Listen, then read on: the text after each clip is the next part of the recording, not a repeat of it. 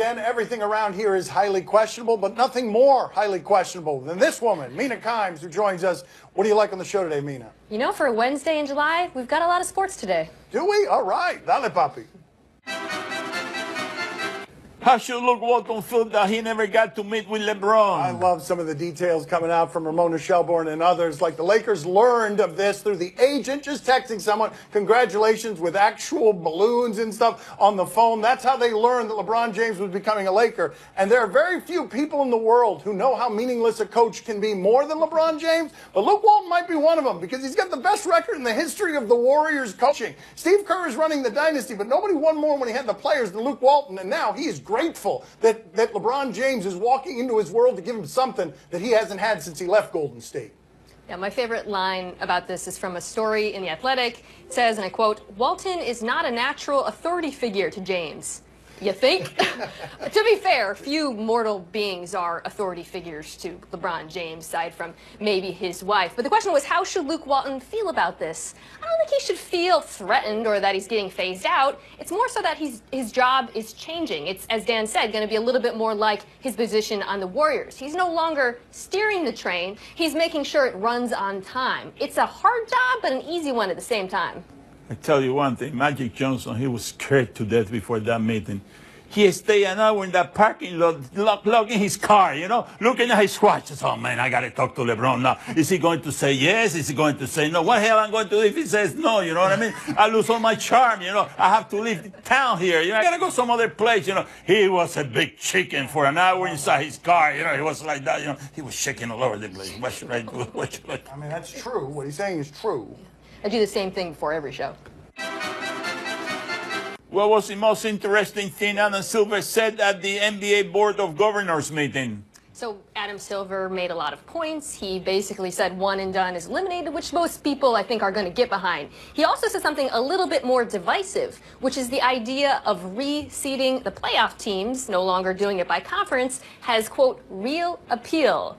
Now, that's interesting because not everybody agrees with it, even though he's correct. The gap between the West and the East has never been larger. On one side, you've got 13 out of 16 active players to be named to the first team All-NBA. On the other side, you've got a bunch of tumbleweeds floating, maybe an angry cat. It's bad, but it's going to be very difficult to change for a couple of reasons. One, making that change would add about 40,000 miles to the players' travel. And two, he has to convince 5 teams in the East to agree to the possibility they're going to get smushed by the Warriors in the first round. It's a tall task, but the fact that he's even floating it is interesting. Also interesting, though, because that is a problem solver right there. You reseed it a little bit, you take care of that discrepancy that you've got the East is really weak and the West is really strong. But the larger discrepancy that he gave voice to is he knows he's got a competitive balance problem, not just East and West, throughout his sport, because Kevin Durant changed the paradigm. LeBron James made the game more popular in 2010 with that television show. And the moves since, including the owners trying to salary cap people out of the game, the moves since have made it so you can't beat the Warriors now. Silver knows he's got a problem on his hands with that, and he doesn't have any idea how to fix that one. So all of a sudden, you know, LeBron goes to the West, and now the commissioner wants to change the system for the playoff. I mean, everything comes into play whenever LeBron wants something done. You know what I mean? It's very, very. That's right. Eastern Conference or Western Conference, and LeBron gets to play by himself in the finals. Before, no, East and West. No, East and West. No, but now LeBron's in the West. Let's change it. Okay, we'll pick up whoever we get in the West, and then that's right. You know what I mean? It's actually not a bad point. Should David Tepper pull a power move and remove Jerry Richardson's statue? David Tepper is a bit of a business gangster. He does not fold in front of anybody. He bought the Panthers when Jerry Richardson went out in disgrace because he had a scandal he didn't want to handle. Didn't want to sell the team, but managed to sell it to Tepper. They allowed him into the club right away because rich people love how rich a guy this is and how he behaves rich. But when it came time to move Jerry Richardson's statue, the most ridiculous statue in the history of sports, the one with the Panthers, he is being told you are contractually obligated to keep it. It is a testament to the vanity and ego of Jerry Richardson that he negotiated that at the end. My statue's staying with the football, the business suit, and these ridiculous Panthers. So it's worth revisiting the details of what Jerry Richardson was accused of doing, because it's easy to use words like, scandal and misconduct. We forget what actually happened, which is he was accused by multiple women that he worked with of unwanted touching, unwanted sexual comments. He was also accused of using a racial slur. The NFL investigated and fined him $2.75 million.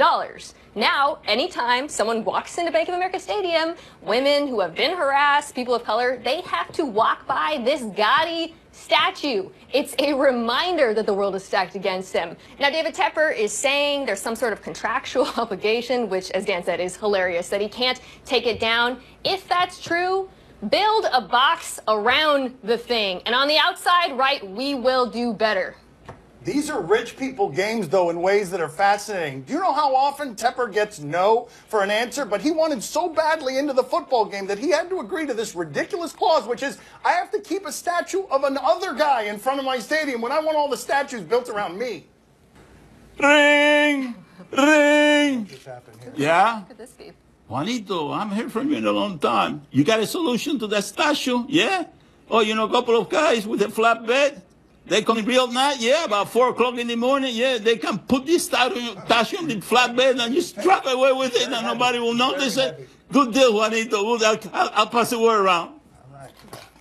This bookie also has moving services, evidently. Flatbed, he got contact. All right, well, he's got a flatbed. Maybe not moving services, but he can move it because he's got a flatbed.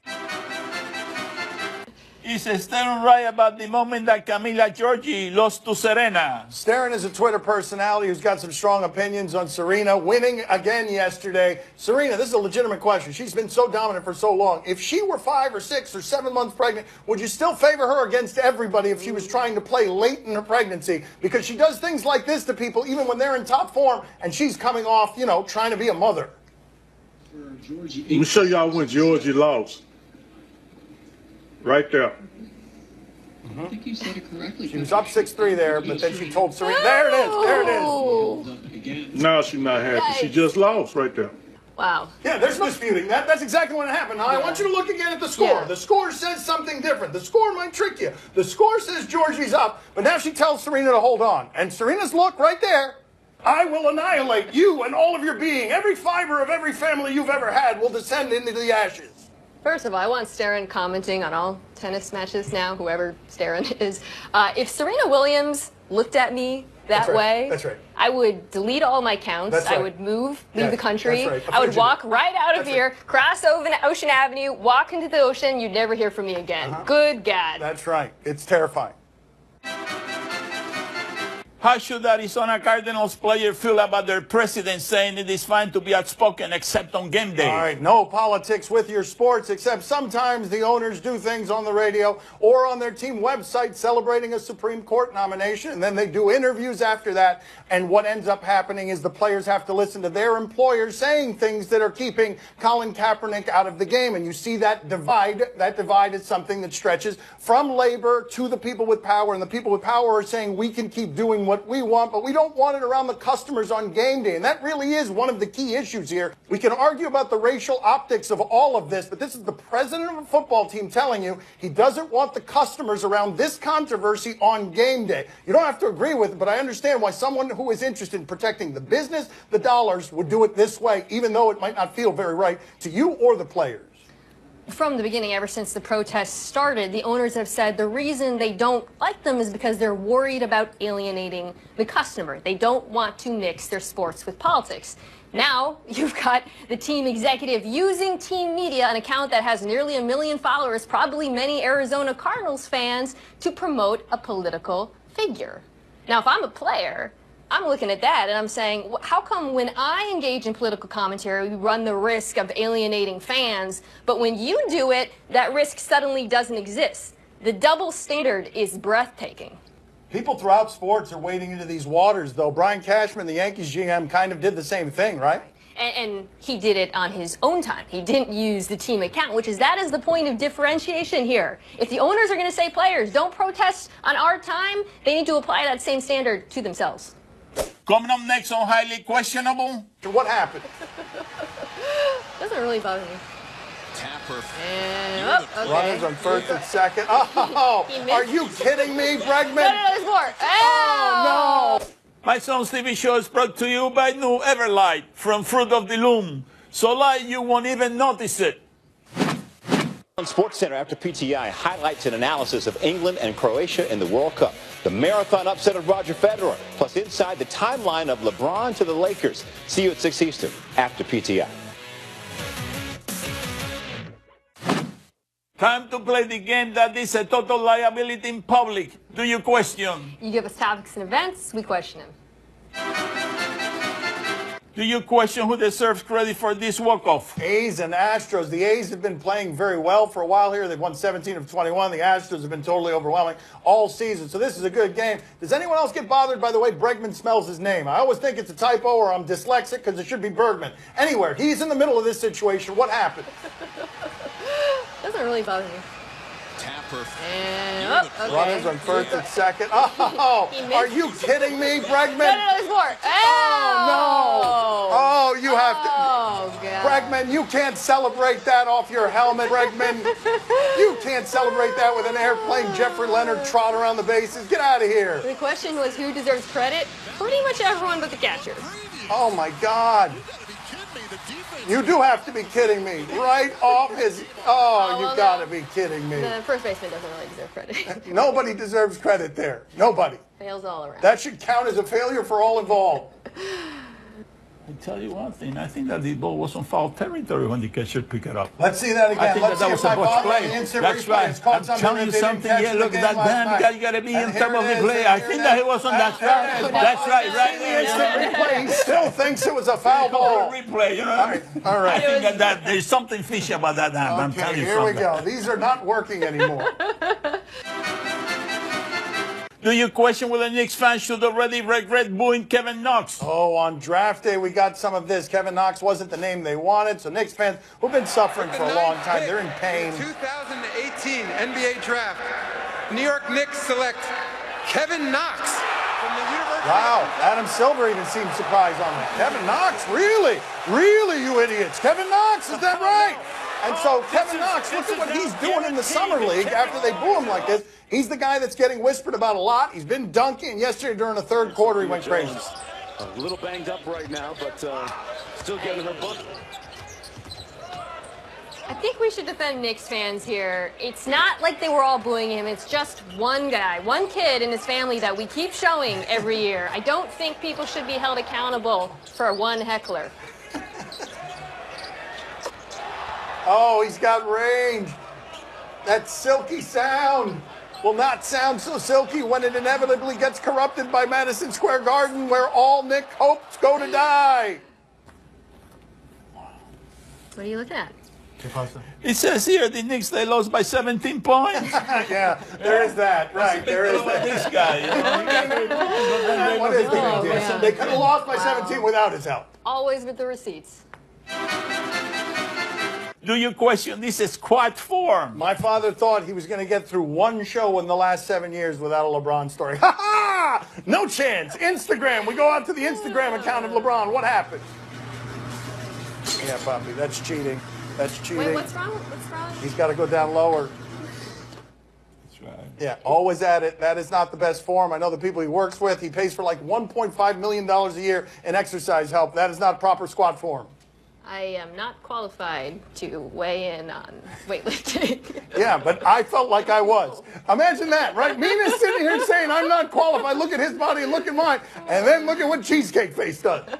And the weights, they are not iron weights. They are foam weights. You Oh, can my say father that. says they're not Wow. real. They're foam weights. My That's father right. says those are not 45 pounds. Tell Those you are not something, I cat know wax him, on I the know side. him. Yeah, that's right. I could see it from here. They're packing peanuts. From That's here. what they weigh. Oh, the deceit.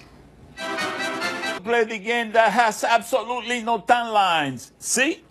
Or no? It's true. It's true about him. No tan lines. You tell us what to watch on TV tonight. We tell you if we're intrigued.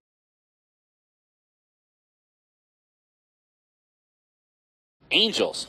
Ohtani's back. Ohtani had gotten hurt. Ohtani is the international sensation. He pitches, he hits, and look at what he does. Pinch hitting the other day after being on the disabled list. People were worried he might be gone for a long time. Took the world by storm. He's a pitcher, too. He comes off as a pinch hitter. Had a 13 strikeout performance against the A's. That's a good way to do it right there. Hits it into the coral reef out there. Whatever that is. I don't know what that is. Why is that out there? Why is there a fake mountainous range in the Angel outfield? I don't understand. Anyways, it was very nice, and it went very far. And that, we're celebrating. Mina, are you intrigued? Yes, of course, as a Mariners fan. By the way, we don't have to show Ohtani every time we talk about the Mariners. Like, they have some nice players. Gene Segura, Mitch Haniger, James Paxton. Doesn't always have to be Shohei Ohtani. Poppy, are you intrigued? Oh, see, I'm very intrigued. Are you kidding me? Hey, Mina, wasn't this guy supposed to go to the Mariners? Supposed to play? Supposed to go to the That's Mariners. right. What happened to him? He doesn't like Seattle at all? He doesn't stink it down? Maybe it's the people in Seattle he doesn't like. Maybe it's them. Well, you know what? Why did he change his mind? Huh? Okay, very good. Wanted to be far away from Mina. They could really use him now. Stop. They really could. Really? He would put him over the top. They could really use right, him. My that's father's very right about that. On NBA TV, Hawks and Pacers. It was a long time ago that this show crushed, obliterated Trae Young for appearing in Summer League to be totally overmatched, suffering. And that long ago was yesterday. And Mina really took us there with his crusade against Trae Young. But he was really good the other day when he played. He made the threes from distance. We're going to show you. Are we going to show them all? He doesn't look totally overmatched with clankers here, at least. Trae Young, another two out here in Vegas. Trae Young. A nice fake to step back. There it is. He looks like he belongs a little bit there. Natural. What do you do? I mean, there's no one close. But wait for the big one. Wait for the big one. Oh, he's feeling it, Mina. From distance, Trae Young. Take back every bad thing you and you alone said about him yesterday. First of all, you definitely were with me. We might have been a little premature, or he was watching the show and he was so motivated and used us as bulletin board material. You're welcome, Trae. Really good. You're welcome, Boy, Atlanta. She's getting good at this whole vanity I'm never wrong hot gas bag thing. Poppy, are you intrigued? Oh, see, I'm very intrigued, but don't get too cocky. I mean, that perimeter defense, the perimeter defense was kind of weak. You know, he was open. Every shot that he took, he was open. You know what I mean? He was open, one after the other, one after the other, one after the other. When you put the hand on his face, that's going to be a different deal. You know what I mean? Yeah. Defensive technique fundamentals from my father to stop Trae Young is your advanced scouting report. I have an instructional tape, you know what I mean, on how to play perimeter defense. You got to go low, you got to watch his hands, you know, you got to watch his face, you know, you got to watch his knees, and then you go low, you go high, you know, you go low, you go high, and in that way, you know, you go high, low, so the guy gets confused, you know. He doesn't know whether to dribble, whether to shoot, you know, whether to pass the ball. That's what you want to do. You want to confuse the shooter. Low. All right, high. low, high. I also love that you can confuse him by washing his face. $13.99. That's all it would cost. The real money that you describe, it'll be $13.99 of it in order to get that instructional video. You don't have to buy one. You can buy as many as you want. That's it. He'll throw in another one if you bought the first one for free. On Lifetime, Seatbelt Psychic. On Lifetime Seatbelt Psychic. Okay, I think that's the appropriate response. I don't know what this is about. Explain it to us. Those people who just wanted to ride from one place to the other, and this guy's making them see ghosts. Mina, are you intrigued? Yeah, if someone like me got in and he could actually read my mind, what he would see is, I don't want to talk to you. And just social, leave it to yourself. Not interested in your premonitions. Poppy, are you intrigued? Oh, see, I'm very intrigued. But listen, I mean, you know, this guy's driving a hard bargain. You know, for $13.99, you know, tell you all about your death relative. You know what I mean? You have to waste your time with this guy. $13.99. You know, go through your entire family tree. You know, call me at 180 banana. That's it, 180 banana. You know, that's a hell of a call. You know what I mean? And the call is for free, 180 banana. And I'll tell you everything about your family, the ones that they are no longer with you. You know what I mean? And for an extra $3, the ones who are with you too, if you want. $16.99. That'll be time for today. Thank you for watching. She'll be performing here all week. Check her out Thursday and Friday. Ring, ring, ring. My first cell. Hello? Oh, Fred Hoiber. Oh, Fred? Yeah. Oh, you want to talk to one of your death relatives? Or you want to talk about the instructional video for $14.99? Yeah, I think that you need the second one. Yeah, I mean, how to play the perimeter defense. Yeah, I think that'll be coming handy. Yeah, oh, Fred. It was $13.99 before. I don't know $13.99. That's it, Fred. No, $7.99. You know, no. $13.99. Take it or leave it. All right.